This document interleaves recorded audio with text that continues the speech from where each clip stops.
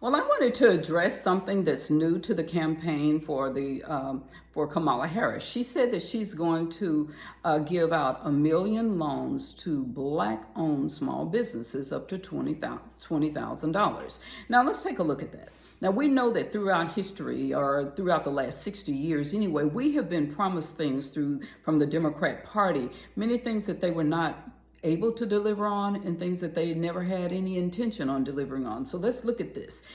For them to give loans to small businesses, it'll probably have to go through the Small Business Administration. They do not give loans, they only guarantee them. So you'll have to go to a bank. So I'd like to see any bank in the United States that has a loan program that's earmarked for one race of people.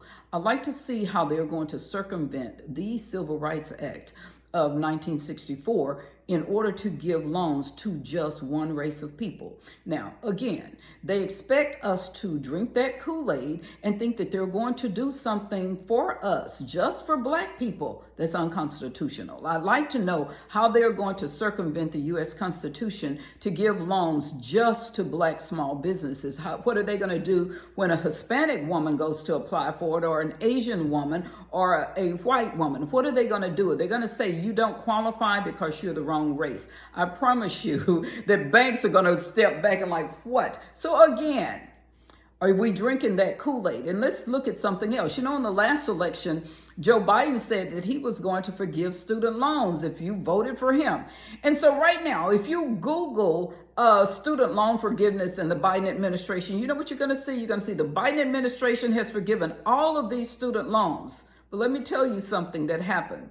The president or the executive branch of government does not have the power. That is not their responsibility to forgive that much money, over $1 trillion, in any debt that's owed to the U.S. government that has to come through Congress or the House of Representatives. So they knew when they promised that, and all these young people were voting for them thinking they would not have their student loans, they knew that that could not be delivered on. But if you go to Google and pull it up and you say Biden has forgiven student loans, let me tell you what's there. It will say that people with disabilities their loans were forgiven, and it has a dollar amount. People with disabilities were always able to apply and get their student loans forgiven. Then it will say that other people, like you have teachers, if you work in any capacity, any public type of position in certain areas, you could apply to get your loans forgiven. That's been on the books for a long time as well. You could always have applied if you were a teacher in certain enterprise zones, or you worked in law enforcement or something in certain areas. If you applied for it and the entity that you worked for was already deemed, they had to apply to be a part of the program for loan forgiveness. So anyway, so that's always been in the books.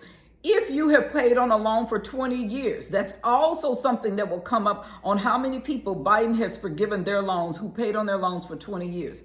Again, been on the books for a long time.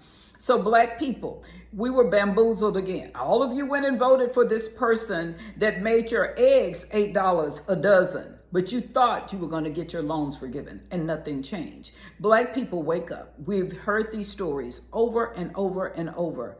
And guess what happens? Nothing. Nothing happens. Stop drinking the Kool-Aid.